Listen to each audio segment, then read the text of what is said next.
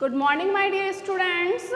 Today I will teach you English reader of class 6 and I am going to continue exercise of third chapter, a wise lesson. In this chapter we have done two exercise A and B. Now I am going to solve third or I am going to explain the third exercise which is related grammar. जो हमारी third exercise है C exercise वो grammar से related है. In this exercise the future tense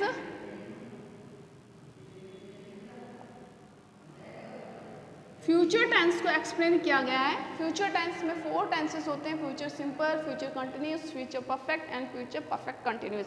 but in this exercise future simple को explain किया गया है. Which tense? Future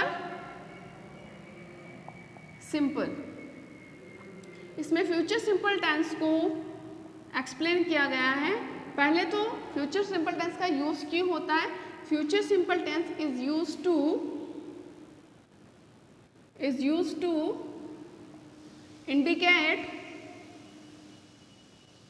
indicate future plan. अगर हमारा भविष्य का कोई प्लान है या भविष्य की कोई योजना है तो उसके लिए हम फ्यूचर सिंपल टेंस का यूज़ करते हैं. अब आप बोलोगे भविष्य की योजना कैसे? जैसे कि हमने चलो रीड करते हैं 2 एग्जाम्पल्स जो कि हमारी बुक से रिलेटेड है. Take out page number 18 exercise C future tense. You will give birth to a son. You will give birth to a son. तो हमारा जो एग्जाम्पल है you will give birth to a son. Okay, तो यहाँ पर will और give आ रहा है. आई शैल, सेकेंड सेंटेंस है I shall then buy a cow and an aux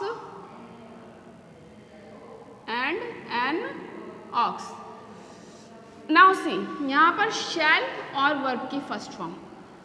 तो ये क्या कर रहे हैं? फ्यूचर के प्लान को इंडिकेट कर रहे हैं कि तुम एक लड़के को जन्म दोगी. और इस सेकंड सेंटेंस जो है वो इंडिकेट कर रहा है कि मैं एक काव और एक ऑक्स खरीदूंगा. तो हमें यह बताना है कि फ्यूचर सिंपल टेंस का यूज़ क्यों होता है. Future simple tense is use to indicate future plan, भविष्य की योजना को.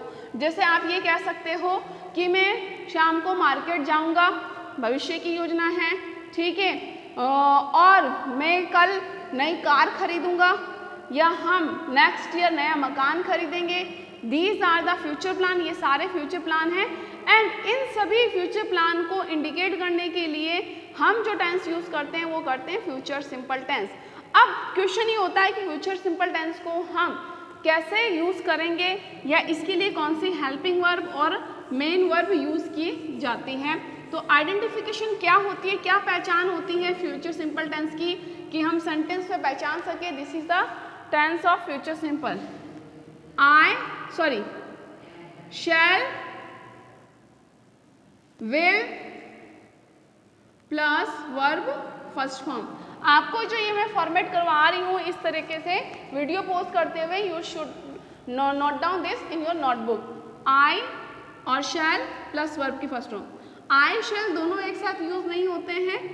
समटाइम्स हम लोग शैल यूज करते हैं और समटाइम्स हम विल यूज करते हैं और इनके साथ में हम वर्ब की फर्स्ट फॉर्म यूज करते हैं फ्यूचर सिंपल टेंस के लिए, यानी कि फ्यूचर प्लान को इंडिकेट करने के लिए. जो नॉर्मल फ्यूचर प्लान होता है जैसे मैं कल जाऊंगा, वो कल आएंगे, या मैं कल मूवी देखें, हम संडे को मूवी देखेंगे, हम संडे को पिकनिक जाएंगे, ठीक है. इस तरीके से के जो प्लान होते हैं इसको इंडिकेट करने के लिए फ्यूचर सिंपल टेंस यूज़ किया जाता है. अब मैंने आपको ये आइडेंटिफिकेशन इसकी बता दी है कि फ्यूचर सिंपल टेंस की आइडेंटिफिकेशन ये होती है. Now question is this, from where shall is used and from will is used. Shall का जो यूज़ होता है, shall is used with I and we. Shall का जो यूज़ होगा वो आई एंड वी के लिए होगा. तो अब बात समझ में आई. जहाँ पर आई होगा और वी होगा अगर subject, if there is a subject I and we then we use shall. जैसे कि हमारा एग्जाम्पल क्या था, I shall then buy a cow and an ox. तो मैं फिर एक गाय और एक बैल खरीदूंगा। तो आई यहाँ पर आई सब्जेक्ट है, आई के साथ हमने क्या यूज किया है, शैल। विल का यूज होता है, will is use to all other subject. All other subject like he, she, it, they and any name. Okay, इसके साथ में ये यूज होता है लाइक और यू। अंडरस्टूड। अब हम इसका भी एग्जाम्पल देख लेते हैं। एग्जाम्पल क्या है, जैसे हमारा जो फर्स्ट सेंटेंस था, you will give birth to a son, कि तुम एक बेटे को क्या दोगी, जन्म दोगी। तो ये क्या है, हमने देखा आई एंड वी के साथ में शैल यूज किया जाता है एंड अदर सब्जेक्ट के साथ में विल यूज किया जाता है। बट क्वेश्चन ये होता है कि हम फ्यूचर सिंपल टेंस का यूज कहाँ करेंगे, फ्यूचर सिंपल टेंस का यूज करेंगे टू इंडिकेट फ्यूचर प्लान। किसी भी हमारे भविष्य की योजना को या प्लान को जो इंडिकेट करता है उसके लिए हम फ्यूचर टेंस यूज करेंगे। अब फ्यूचर टेंस यूज कैसे करेंगे, फ्यूचर टेंस अगर हम आई और वी सब्जेक्ट यूज कर रहे हैं then we will use shall and verb first form. If we are using other subjects like he, she, it, you, they or any name, then we will use will and verb first form. अब हम आगे बढ़ते हैं। हमारा जो use दिया है वो दिया है other ways for indicate the future are, कि जो दूसरा तरीका है, एक तो हम लोग फ्यूचर प्लान को इंडिकेट करने के लिए will, shall वर्ब के फर्स्ट फॉर्म का यूज करते ही हैं। will, shall plus verb first, it means future simple tense का यूज किया जाता है टू इंडिकेट फ्यूचर प्लान। लेकिन दूसरे तरीके भी हैं ग्रामर में जिससे हम फ्यूचर प्लान को इंडिकेट कर सकते हैं। सबसे पहले आपको ये एक्सरसाइज करने के पहले आपको ये जो फॉर्मूला है नोटबुक में नोट डाउन करना है। Please pause the video and note it down this structure in your notebook. I am giving you a full time, I hope अब तक आपने लिख लिया होगा। Now I am going to explain other way to indicate future plan. Future plan indicate करने के लिए future simple tense तो यूज होता ही है। फ्यूचर प्लान इंडिकेट करने के लिए फ्यूचर सिंपल टेंस यूज होता है। फ्यूचर सिंपल टेंस का मतलब होता है shall, will plus verb first form. लेकिन एक और चीज है जिससे हम फ्यूचर प्लान को इंडिकेट कर सकते हैं, वो मैं बताने वाली हूँ। Now I am erasing this.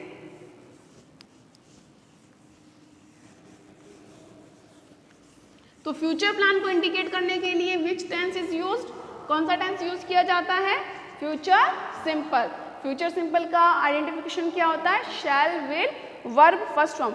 Other common ways, और भी कॉमन वेज हैं जिसमें हम क्या यूज कर सकते हैं फ्यूचर प्लान को। तो अदर कॉमन वेज कौन कौन से हैं ये भी आपको नोटबुक में लिखना है। Other common ways to indicate the future, यानी कि वो दूसरे तरीके जिनसे हम फ्यूचर प्लान को क्या कर सकते हैं, इंडिकेट कर सकते हैं। वो कौन कौन से, वो 2 है। एक तो है कौन सा, be plus going to plus verb की फर्स्ट फॉर्म। ये जो है ये भी एक दूसरा तरीका है जिससे कि हम फ्यूचर को इंडिकेट कर सकते हैं। जैसे मैं टीवी खरीदने वाला, मैं टीवी खरीदूंगा, है ना, I will buy I shall, sorry देखो मैं टीवी खरीदूंगा, I shall buy a TV. ठीक है, ये इंडिकेट कर रहा है फ्यूचर प्लान को। फ्यूचर प्लान को इंडिकेट करने के लिए मैंने यहाँ पर यूज किया है future simple tense, done. But मैं यहाँ बात कर रही हूँ अदर वेज की, मतलब फ्यूचर टेंस सिंपल टेंस के अलावा कौन से और तरीके हैं जिससे मैं अपने फ्यूचर प्लान को एक्सप्रेस कर सकती हूँ, इंडिकेट कर सकती हूँ। इस वाले को आई, यहाँ पर बी, तो बी है, बी का मतलब आई बी नहीं आएगा यहाँ पर बी का मतलब है बी की फॉर्म यूज़ करना, बी की फॉर्म यूज़ करना। बी की जो फर्स्ट फॉर्म है वो होती है इज, एम, आर, और बी की जो सेकंड फॉर्म होती है वो होती है वॉज, वर, और बी की जो थर्ड फॉर्म होती है वो होती है बीन। बट हम तो यहाँ पर फ्यूचर प्लान को इंडिकेट करेंगे ना, फ्यूचर प्लान में हम लोग तो वॉज वर यूज़ कर ही नहीं सकते, है ना। बी की फर्स्ट फॉर्म ही यूज़ की जाएगी। बी की first form is am are, तो बी की first form is am are में से आई के साथ में हम, तो आई एम गोइंग टू, मैंने कहा ये गोइंग टू यूज़ कर लिया है मैंने, ये स्ट्रक्चर फ्यूचर प्लान को इंडिकेट करने के लिए यूज़ कर लिया है। टू के बाद में वर्ब की first form I am going to buy a TV, मैं एक टीवी खरीदने जा रहा हूँ या मैं एक टीवी खरीदने वाला हूँ। अंडरस्टूड। तो ये भी क्या कर रहा है, फ्यूचर प्लान को इंडिकेट कर रहा है। तो हमारी जो ग्रामर में दो बातें सिखाई गई हैं कि हमारे जो फ्यूचर प्लान है उसको हम एक तो फ्यूचर टेंस यूज़ करके, मतलब फ्यूचर सिंपल टेंस यूज़ करके फ्यूचर प्लान को इंडिकेट कर सकते हैं, या फिर हम इस स्ट्रक्चर को यूज़ करते हुए भी be plus going to verb first form को भी यूज़ कर सकते हैं। जैसे हमारे जो एग्जाम्पल दिया है बुक में, आई होप आप लोगों ने बुक ओपन कर रखी है, पेज नंबर 19 पर जो दिया है, you are going to eat at school canteen, क्या तुम, यू आर गोइंग यानी कि तुम स्कूल कैंटीन पर खाने जाओगे। यहाँ पर फ्यूचर की बात है, जा रहे हो नहीं, अगर जा रहे हो तो आ जाएगा यू आर गोइंग ओनली, लेकिन यहाँ पर यू आर गोइंग टू, अगर जा रहे हो you are going to eat यानी कि तुम जाओगे, तुम स्कूल कैंटीन पर कुछ खाने जाओगे, तो ये फ्यूचर प्लान को क्या कर रहे हैं, इंडिकेट कर रहे हैं। तो अच्छा एक चीज़ और है, क्या तुम नया लैपटॉप खरीदने वाले हो, यानी या नया लैपटॉप खरीदोगे, खरीदने वाले हो या खरीदोगे, तो इसमें हम लोग दोनों यूज़ कर सकते हैं कि you will buy a new laptop, तुम नया लैपटॉप खरीदोगे। और अगर मैं ऐसे कह दूं कि और इसी को दूसरी तरीके से मैं एक्सप्रेस करने वाली हूँ, इसी को गोइंग टू का यूज़ करते हुए, तो you are going to buy a new laptop, क्या तो यूज़ नहीं करेंगे, अगर हम क्या का यूज़ करेंगे तो इंटरोगेटिव हो जाएगा, इसमें जो है वो विल शैल आगे यूज़ होंगे। तो इस तरीके से तुम नया लैपटॉप खरीदोगे। तो दो तरीके बताए हैं फ्यूचर प्लान को इंडिकेट करने के लिए, एक तो गोइंग टू का यूज़ और एक है फ्यूचर टेंस। सेकेंड चीज़ जो बताई है, एक तो गोइंग टू को इंडिकेट बताया है, एक बताया है be plus ING, be plus verb की फर्स्ट फॉर्म ING। तो यहाँ पर बी की कौन सी फॉर्म यूज़ करेंगे, बी की फर्स्ट फॉर्म, बी की फर्स्ट फॉर्म क्या होती है, इज एम आर, बी की फर्स्ट फॉर्म क्या होती है, इज एम आर, बी की सेकंड फॉर्म होती है वॉज वर, बी की और थर्ड फॉर्म होती है बीन। अब यहाँ पर जैसे I am meeting your teacher tomorrow, तो मैं तुम्हारे टीचर से कल मिल रहा हूँ। अब यहाँ पर टुमारो तो फ्यूचर की बात कर रहा है, और फ्यूचर के प्लान को इंडिकेट करने के लिए सिंपल फ्यूचर टेंस का यूज होता है, सिंपल फ्यूचर टेंस का यूज होता है। लेकिन बुक में दो तरीके और बताए हैं ताकि आपकी ग्रामर नॉलेज और स्ट्रांग हो सके, कि फ्यूचर सिंपल टेंस के अलावा दो और तरीके हैं जिससे हम फ्यूचर प्लान को इंडिकेट कर सकते हैं। एक तो गोइंग टू प्लस वर्ब की फर्स्ट फॉर्म यूज़ करके, दूसरा जो बी वर्ब के फर्स्ट फॉर्म ING यूज़ करके, यानी कि कॉन्टिन्यूस वाला जो टेंस है, I am meeting your teacher tomorrow, मैं कल तुम्हारे टीचर से मिल रहा हूँ। या फिर मैं इसको भी इंडिकेट करूँगी, I shall meet, future simple tense का अगर मैं यूज़ करूँगी तो I shall meet your teacher tomorrow, और अगर मैं गोइंग टू का यूज़ करने जा रही हूँ तो I am going to meet your teacher tomorrow. तो यानी कि हम तीन तरीके से फ्यूचर के प्लान को क्या कर सकते हैं, इंडिकेट कर सकते हैं। ओके, नाउ जो अब एक्सरसाइज है,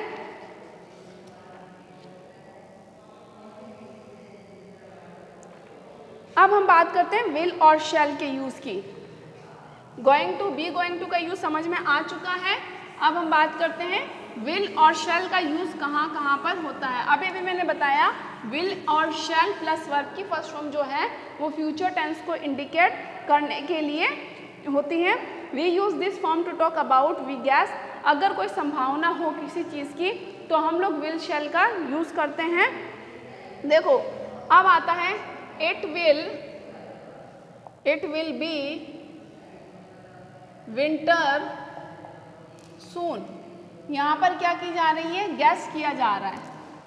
हमने विंटर देखा थोड़ी ना है, अभी हमें पता नहीं है कि भाई विंटर बहुत जल्दी आएगी या लेट आएगी, लेकिन क्या की जा रही है, गैस किया जा रहा है, यानी कि अनुमान लगाया जा रहा है। लेकिन ये जो गैस हम लोग लगा रहे हैं 100% सर्टन नहीं होते हैं, इसमें 100% की कमी होती है, मतलब श्योर नहीं होते हैं कि जो गैस हमने लगाया है, जो अनुमान हमने लगाया है वो बिल्कुल करेक्ट होगा या नहीं होगा।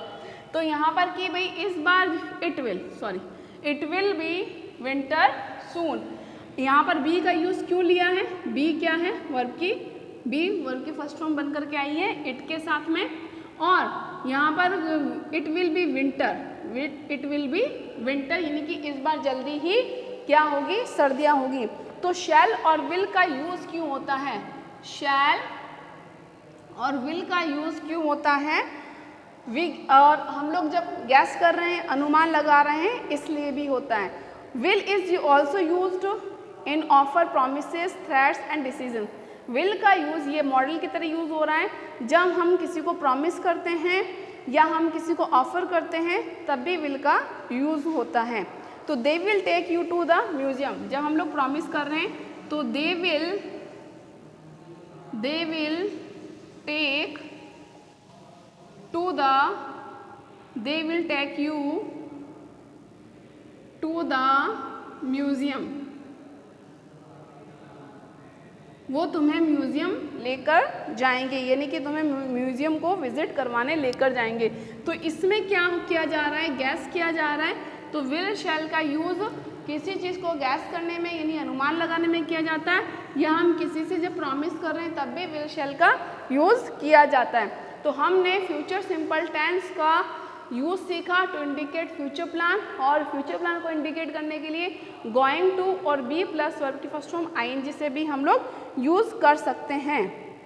अब हमारी एक्सरसाइज शुरू होती है C1। पहले तो मैंने आपको एक्सरसाइज एक्सप्लेन कर दी है, अब हम बात करते हैं C1 की। आप लोग भी प्लीज़ अपनी बुक में सॉल्व करने की कोशिश करेंगे, फिर हमारे नोटबुक में इन्हें करना है। Tick the correct one from the option. John, are you enjoying your trip to France?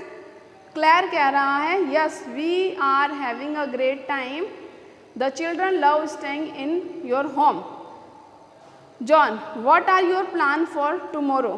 तो यहाँ पर पूछ रहा है कि तुम्हारा प्लान क्या है। Claire, we will go, are going to be, यहाँ पर ऑप्शन दिया है बेटा वी विल गो, क्लेयर वाला जो है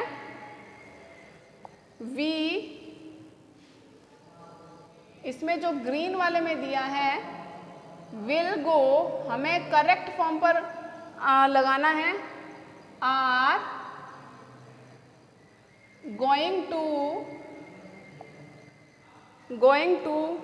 B out the whole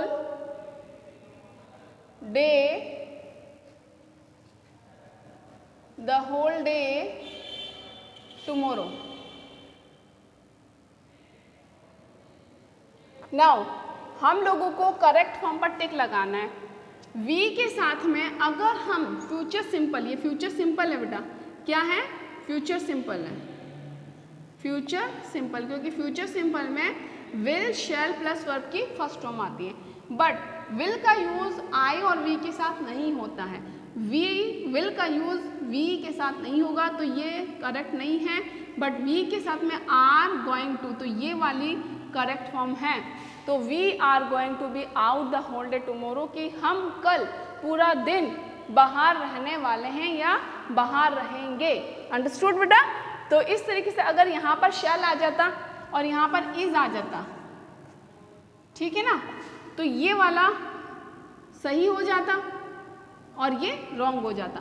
but अगर हम ग्रामेटिकली देखते हैं तो शैल आता है वी के साथ और shall be is going to be understood. Will go है शैल गो। तो ये करेक्ट हो जाता, वो रॉन्ग हो जाता। लेकिन हमारी बुक में क्या दिया है, विल गो। अब विल तो आएगा ही नहीं इसके साथ में, लेकिन आर आ सकता है, are going to be out the whole day. तो हम किस पर टिक लगाएंगे, आर गोइंग टू पर।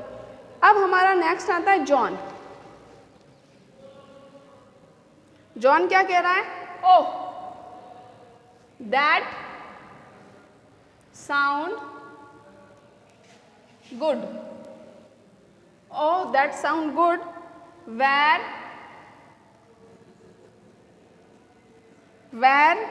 will you slash are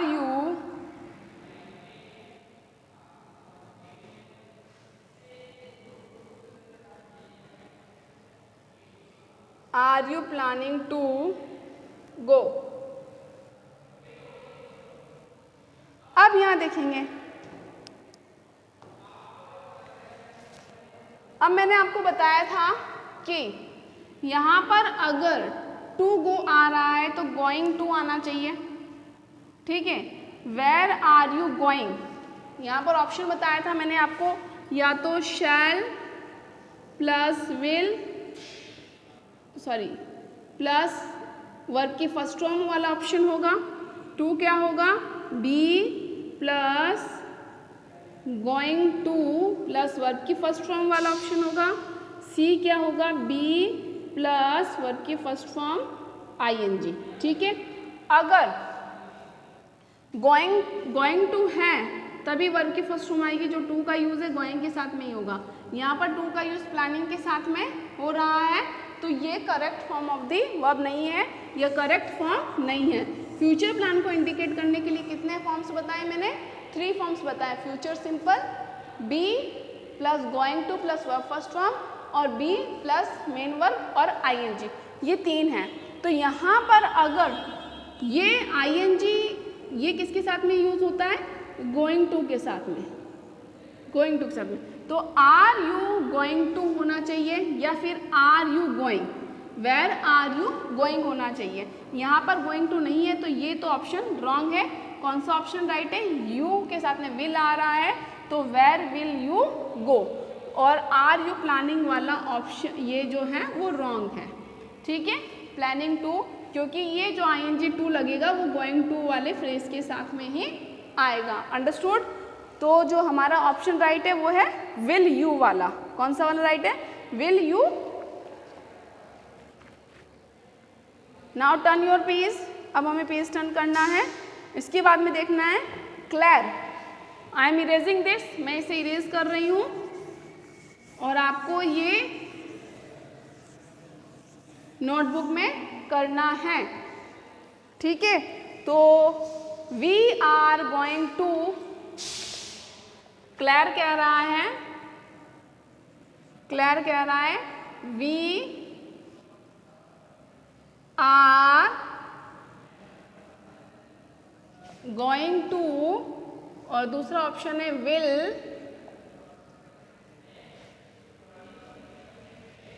go to the Eiffel tower,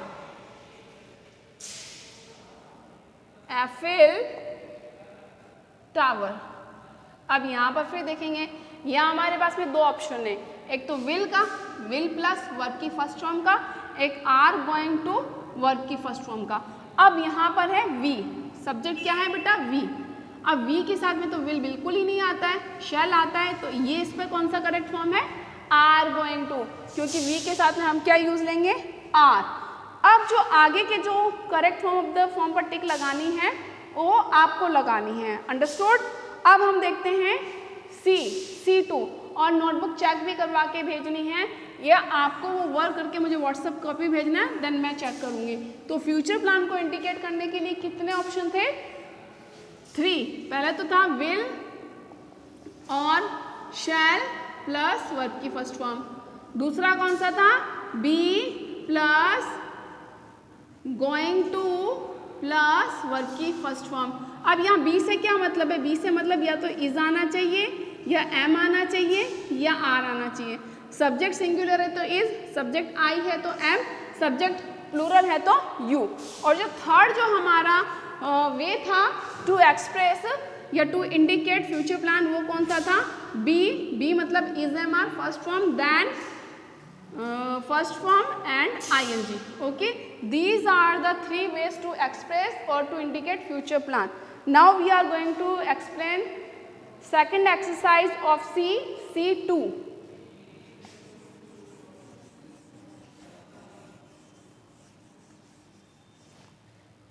Exercise C2. What is the exercise C2? Use the going to और will with verbs in bracket। हमें या तो going to का यूज करना है या will का यूज करना है। जो हमारा फर्स्ट है, यूज be going to, या तो हमें be going to का यूज करना है और will का यूज करना है। विनय,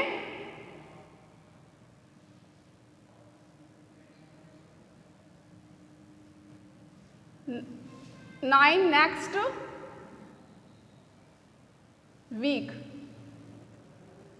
तो विनय जो है वो नेक्स्ट वीक किसका हो जाएगा, 9 का हो जाएगा, यानी कि 9 साल का हो जाएगा। तो हम लोग यूज करेंगे या तो विल का या फिर हम लोग यूज करेंगे बी गोइंग टू का। अगर हम बी गोइंग टू का यूज कर रहे हैं तो हमें विनय के साथ में इज लगा देंगे, ठीक है। और अगर हम विल का यूज कर रहे हैं तो उसके साथ में वर्ब की फर्स्ट फॉर्म भी लगाएंगे। तो चलो हम लोग बी का यूज कर लेते हैं, और यहाँ ब्रैकेट में वर्ब दिया हुआ है बी, फर्स्ट फॉर्म दी हुई है बी। तो विनय विल का यूज कर रहे हैं तो विनय विल बी 9 नेक्स्ट वीक, के अगले सप्ताह वह 9 का हो जाएगा। सेकंड है we dash a new television. Bracket में क्या दिया हुआ है बेटा, गेट। अब हम लोग किसका यूज करेंगे, अगर हम वी का, तो वी के साथ में तो विल का यूज कर ही नहीं सकते, और हमें तो यूज किसका करना है, बी गोइंग टू और विल का। तो हम लोग इसमें बी गोइंग टू का यूज कर लेते हैं। बी के लिए मतलब है कि इसकी फर्स्ट फॉर्म या तो हमें इज या एम या आर का यूज करना है। तो वी के साथ हम लोग यूज करेंगे we are going to, to के बाद में वर्ब की फर्स्ट फॉर्म है, ब्रैकेट में वर्ब की फर्स्ट फॉर्म ही दी हुई है। We are going to get a new television, कि हम नया टेलीविज़न लेने वाले हैं या खरीदने वाले हैं। यहाँ पर खरीदने से मतलब नहीं है, अगर खरीदने का आता तो बाय आता। अब है third, I think my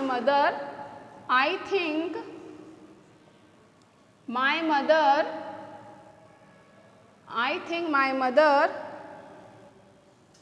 this CD hate यानी कि नफरत। तो आई थिंक, अब यहाँ पर माई मदर के लिए तो हम विल का यूज कर सकते हैं, ठीक है। तो मुझे लगता है कि मेरी मदर जो है इस CD से नफरत करेगी, तो इसके साथ में हम विल का यूज कर सकते हैं या गोइंग टू का भी यूज कर सकते हैं। Is going to hate this CD, तो मैं यहाँ पर यूज कर रही हूँ विल हेट दिस CD। तो मेरी जो मदर है इस CD से क्या करेगी, नफरत करेगी, क्योंकि यहाँ पर जो आई के लिए हम लोग विल का यूज नहीं कर रहे हैं, तो ये जो विल का यूज हो रहा है माई मदर के लिए हो रहा है। अगर यहाँ पर यूज होता आई और वी सब्जेक्ट होता, यहाँ पर सब्जेक्ट है माई मदर यानी कि मेरी माँ, यानी कि कोई और है, मैं खुद नहीं हूँ, तो उसके लिए हमने विल का यूज किया है। मीना सिस्टर, फोर्थ, मीनाज सिस्टर यानी कि मीना की बहन, डैश अ बेबी हैव। तो यहाँ पर दोनों में से कोई भी यूज कर सकते हैं। Meena sister is going to have लिख सकते हैं, Meena sister is going to have, ठीक है। और या फिर ले सकते हैं Meena sister will have, understood. तो अब हम लोगों को ये यूज़ करना है, या तो बी गोइंग टू और विल का यूज़ करना है। अब आपको जो नेक्स्ट रिमेनिंग सेंटेंसेस है वो कंप्लीट करके मुझे व्हाट्सएप कॉपी भेजना है। ये भी समझना है कि इसको समझ में आया है या नहीं आया है, ओके। और आपको PDF मिल जाएगा इन एक्सरसाइज का। तो हम लोगों ने एक्सरसाइजेस कंप्लीट कर ली है, ABC तीनों एक्सरसाइज कंप्लीट कर ली है चैप्टर 3 की। और बेटा आपको जल्दी ही मुझे नोटबुक सेंड करनी है चेकिंग के लिए, और नोटबुक चेक करने के डेज बता रखे Friday and Saturday. Till then bye bye.